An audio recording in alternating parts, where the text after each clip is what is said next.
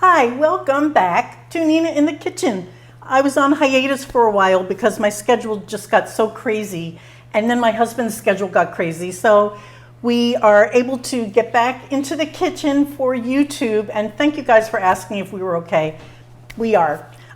So I thought in celebration of coming back, I would honor a request from Dr. Egghead. I love the name, Dr. Egghead.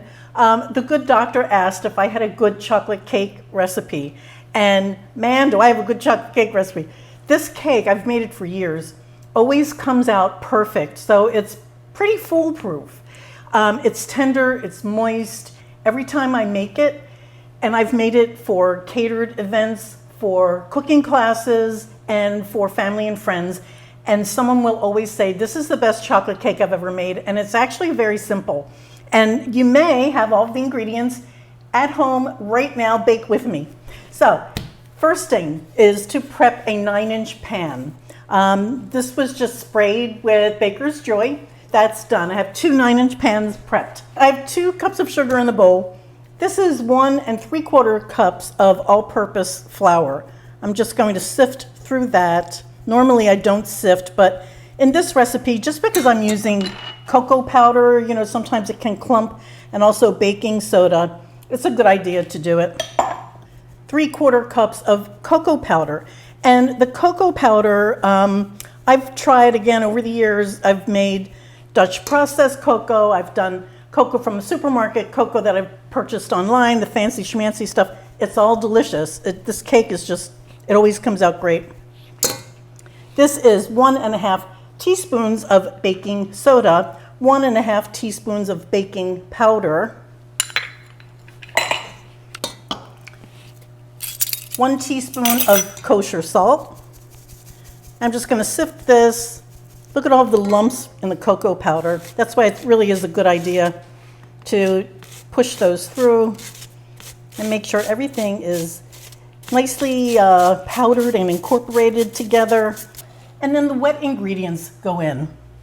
I'm going to just give this a stir.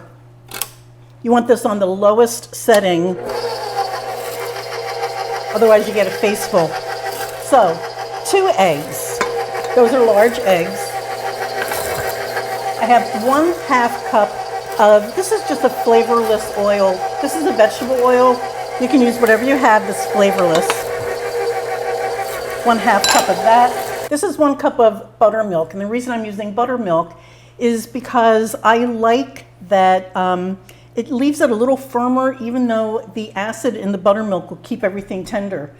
The buttermilk keeps the cake a little firm, so if you want to decorate it, buttermilk is the way to go. Any dairy that I use when I bake is a whole fat milk. Whole fat buttermilk can be hard to find. You can use whole milk. You can use the canned evaporated milk. Just make sure it's a whole fat product. So that goes in. Next thing in is 2 teaspoons of vanilla. And this is hot, strong flavored coffee. You can use instant coffee for this, but what this does is 2 things. The coffee flavor boosts the flavor of chocolate, so this will taste more chocolatey than if you didn't use coffee. The other thing is that the boiling part of this, or that it's very hot, will actually bloom the powdered cocoa. So you're getting like a double hit of chocolate just by putting this in. So again, hot, very hot. That gets mixed for 2 minutes. You can see how liquid this is. It's a very thin batter. And that's why I don't use parchment paper in the bottom of these. I'm afraid that I'll bake it into the middle of the cake. Just divide this evenly. You can weigh it if you like. I'm just going to eyeball this today. They go into the oven, 350 degrees, which is 176 Celsius, for 30 to 35 minutes. Now that's the recipe. However, what I do is I always check my cakes 5 minutes early. If you take a cake out of the oven when the skewer is perfectly clean, by the time you cool it, it's going to be overbaked. And when you overbake a chocolate cake, the chocolate can seize up. I always leave just a few little crumbs on my skewer when I test my cakes. So this goes in for anywhere from 25 to 35 minutes. Well, the cakes came out of the oven. They took 30 minutes today. The pans rested on a cooling rack for 10 minutes. I flipped them out, and there they are. Now they've cooled down completely, so I'm going to make the frosting. I debated about which frosting to do, Italian buttercream. You know, they're all delicious. But I thought, wow, that's so simple, I would do a simple frosting as well. So this is 1 stick of unsalted butter, which is melted. I'm going to put just a pinch of salt in that.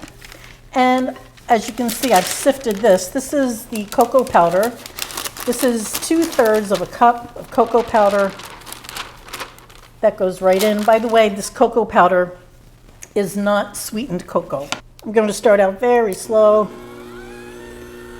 But you just want to get all of that wet and then start adding powdered sugar. This recipe calls for 3 cups of powdered sugar, and that should give you enough to cover the entire cake. There's 1 cup going in. And I'm going to alternate that with a little bit of milk. This is 1/3 cup of milk. And at the end of this, you may need a little more milk, so keep some in reserve just in case. This is a very dark cocoa. 1 teaspoon of vanilla, and 1 more cup of powdered sugar. I have this wet towel underneath my bowl so that my bowl doesn't go all over the counter. And you can do this in your large mixer if you want, but it's really not necessary, and it's so easy. You could actually do this by hand. So I've put a dollop of icing, frosting, in the middle of this cake, and it's on a board, a cake board. I just find it easiest to do. The right tool makes the job so easy. I have this on a turntable, and I'm using an offset spatula, and it just helps you to get everything spread out evenly.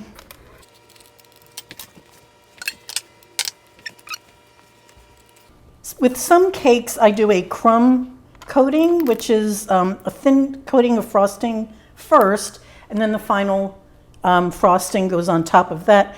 But with this cake, it's so moist that you really don't have to do that. As it falls over the edge, that is where I start bringing this down. See, it's falling over the edge, so now I'll go there and just kind of smooth the edge. Sort of help to push it over and smooth the edge out.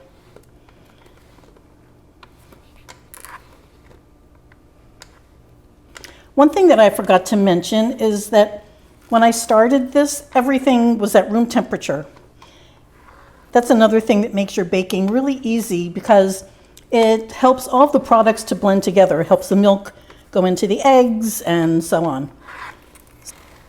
Look how nice and shiny this is. Beautiful. But I think what I'll do is do a little swirly, peaky thing. That's always kind of festive. And there's so many ways you can decorate this as well.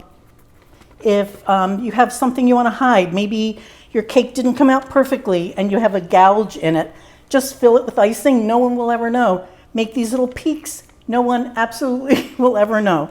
It's so delicious. I'm going to cut a piece right now. Well, here is the cake. Let me put it on its side because I want to show you this crumb. It's very tender and moist, as you can see.